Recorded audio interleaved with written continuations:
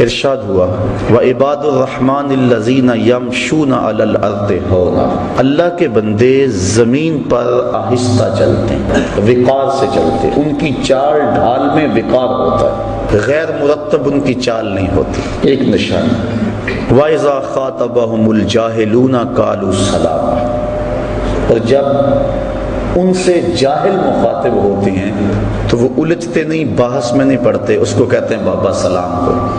سلام میں متارکت یعنی ترک کرنے کا سلام، کہ تو بھائی ڈاڈا بس جان چھوڑ دے، تو وہ بحث جاہلوں سے نہیں کرتے، ان سے جو ہے وہ الجھتے نہیں، بلکہ قالوا سلام کہتے ہیں کہ بابا تجھے سلام ہو۔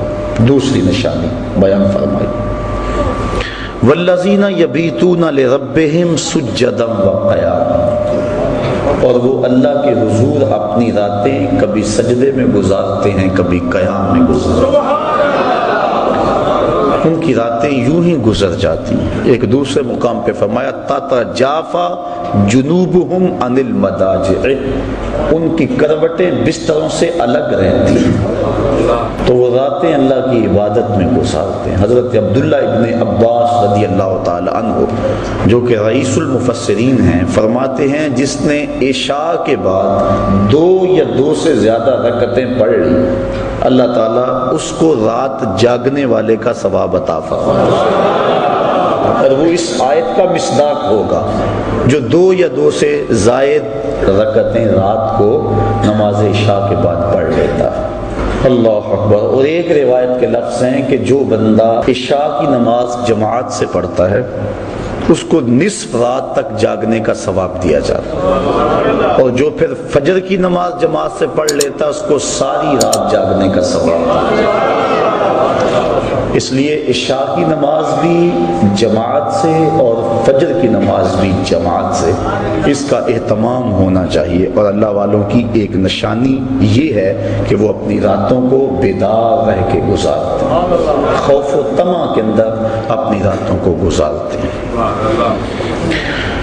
والذین یقولون ربنا اصرف عنا عذاب جہنم، اور وہ کیا کہتے ہیں اے اللہ ہم سے جہنم کا عذاب پھیر دے۔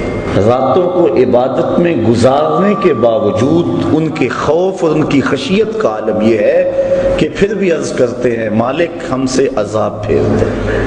وہ عبادت کی وجہ سے متکبر اور مغرور نہیں ہو جاتے کہ ہم اتنی عبادت کر رہے ہیں، کہا نہیں، وہ یہ دعا کرتے ہیں والذین یقولون، اور وہ جو عرض کرتے ہیں ربنا اصرف عنا عذاب جہنم، اے اللہ ہم سے عذاب جہنم کو پھیر دے، ہم اس کے سہنے کی سکت نہیں رکھتے، ہمیں یوں ہی معاف کر دے۔ حضرت غوث اعظم شیخ عبد القادر جیلانی رحمۃ اللہ تعالی علیہ اللہ کی بارگاہ میں عرض کرتے ہیں مالک مجھے نابینا اٹھانا قیامت کے دن، تیرے بندوں کے سامنے شرمسار ہوں گا۔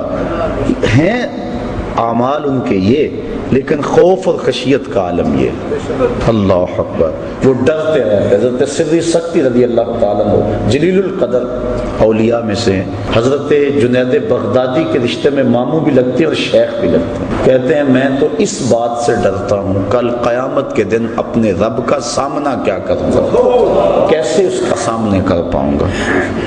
ساری دنیا اس بات سے ڈرتی ہے، لیکن شہر اقبال کے باسیوں، اقبال نے اس سے بھی آگے کی بات کہہ دی۔ اقبال کہتا ہے لوگ تو کہتے ہیں کہ یا اللہ حضور کی بارگاہ میں عرض کرتے ہیں کہ اپنی کملی میں مجھے چھپا لیں، میرے عیبوں کو چھپا لیں، قیامت کے دن میرا نامہ اعمال جو ہے وہ جب تلے تو آپ کرم نوازی فرما دیں۔ ساری دنیا یہ کہتی ہے، حضور سے بھی عرض کیا جاتی ہے، دکھڑے سنائے جاتے ہیں کہ میرے عیب اپنی چادر رحمت میں چھپا لیں، لیکن اقبال کی فکر دیکھیے، اس نے کہا کہ مالک ساری زمانے کے سامنے چاہے میرے عیب نشر ہو جائیں لیکن حضور کے سامنے نشر ہو۔ تو غنی از ہر دو عالم من فقیر، روز محشر عذر آئے من پذیر، گر تو می بینی حسابم ناگزیر، از نگاہ مصطفیٰ پنہاں بدیر۔ اے اللہ تو غنی ہے اور میں تیرا نیاز مند بندہ، بغیر حساب کے تو مجھے بخش دے تو تجھے کون سا بھار لگتا ہے، لیکن اگر میرا حساب لینا ضروری ہی ہوا تو میری گزارش یہ ہے کہ حضور کے سامنے نہ لینا، مجھے حضور رحمت للعالمین سے شرم آئے گا۔ کیسا عشق ہے اور کیسی محبت ہے جناب رسالت مآب صلی اللہ علیہ وآلہ وسلم سے۔